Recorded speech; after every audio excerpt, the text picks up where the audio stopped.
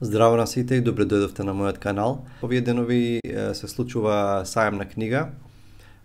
Позади Борис Трајковски на паркингот пред Аквапаркот, оваа година и лани тамо се случува сајамот и најверојатно ради пандемијата во септември наместо во мај.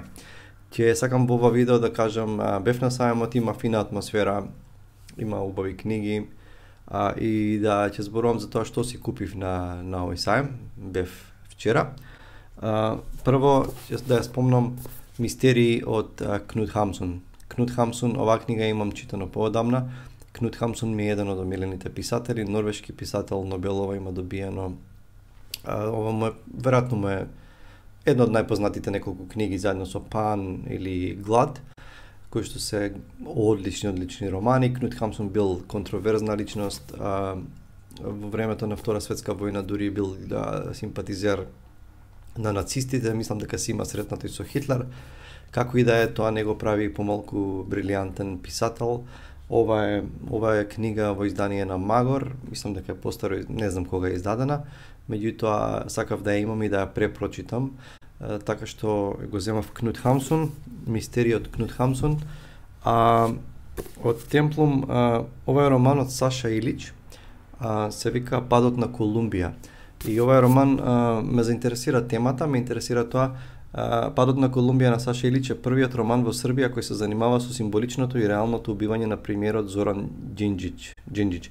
Одговорноста на српските новинари и писатели за пропаста на Србија и нивното политичко дејствување е тема на оваа книга. Мислам дека има добиено и Нинова награда, можеби не сум сигурен. Саша Илич, сакав да го читам овој роман, Темплум, 2012 гледам дека е издаден, си го купив овој роман. Исто од Темплум, Тајната интеграција од Томас Пинчон. Ова е постаро издание.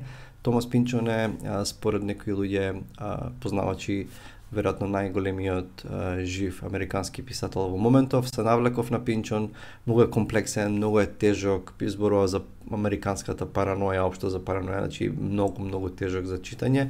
Како и да е, меѓутоа ти се пика под кожа и не можеш да ги оставиш книгите.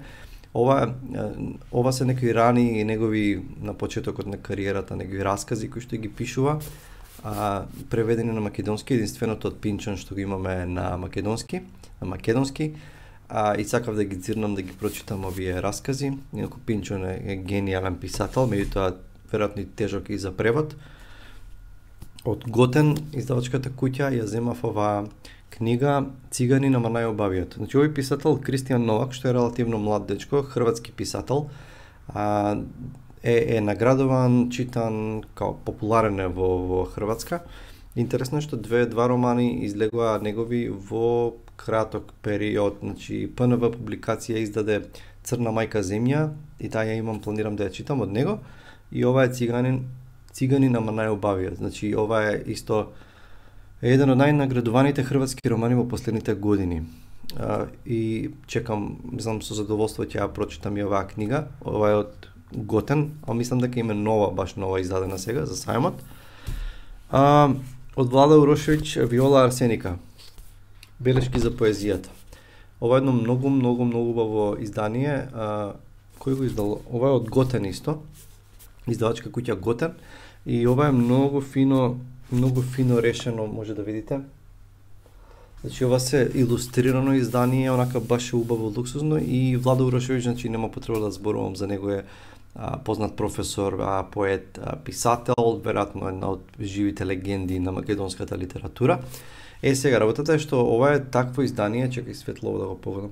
Ова е такво издание што не е само, ова се негови избор, негови цитат, мисли негови за поезијата, за јазикот, за пишувањето, а многу фино направено, баш книга што можеш да и се навраќаш, не е да има 30 такви делчиња, не е само да исчиташ од почеток до крај. И баш ќе уживам во оваа книга. И работата е, оваа книга сега е на попуст, некои си 250 денари, на сајмот, и мислам дека е добар попуст, затоа што ова сигурно ќе биде доста поскапа книга. Меѓутоа, како решение, и сигурно и како содржина, не сум ја прочитал, сега ја земав, меѓутоа како решение е одлично. Виола Арсеника. И колку убаво кога тие наши писатели ќе видат на некој начин испочитувани со вакви убави креативни изданија. Чекај да го ставам овде. Сега, две книги кои што не ги купив, меѓутоа ги добив како подарок, ама многу ми се допадна. Неодамна учествував во една жири комисија за наградите што ги доделува Македонска асоциација на издавачи, како и да е. И имаше многу убав избор особено на детска литература и сликовници, имаше разни категории. Некој што ми оставија впечаток што навистина ми се допадна Тигар на улица. Тигар на улица е работена сликовница врз песна од Даниел Хармс, рускиот поет. И чекај да најдам некоја илустрација.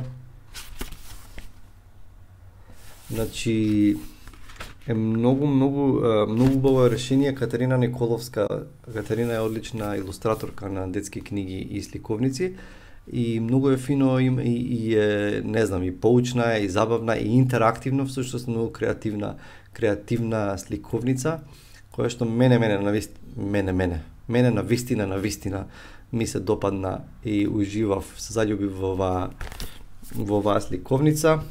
И за на крај, дрвцево го измрдав, за на крај, ова е Невидливата куќа од Билјана Црвенковска како автор на текстот и Ване Костуранов како илустратор.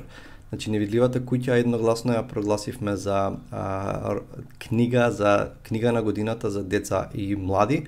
Значи, ова е една сликовница, исто така, работена е, всушност се работи за децата кои што се бегалци и мора да ги напуштаат своите домови. И со многу убав текст кој Билјана го има напишано. Илустрациите на Ване се одлични и Невидливата куќа заслужено мислам дека ја доби таа награда, затоа што и Ване на некој начин отстапува од својот и прави чекор напред и отстапува од својот карактеристичен стил, и тука се гледа посериозна илустрација, помрачна, можеби малку и што соодветствува со темата. И ова е една одлична книга, Невидливата куќа. Исто така во илустрација на, ја немам таа тука, меѓутоа да ви ја препорачам, Мирко Немирко во издание на литература и илустрација на Ване Костуранов, и мислам текстот е на некоја, мислам дека е српска или хрватска писателка, исто одлична сликовница за деца. Добро, да не должам, значи тоа се книгите што ги сакав да ги спомнам во ова видео и што си купив на сајм. Чувајте се и наскоро следуваат, се враќам малку и на писатели како профили и на рецензии. Чувајте се и се гледаме во наредното видео. Чао!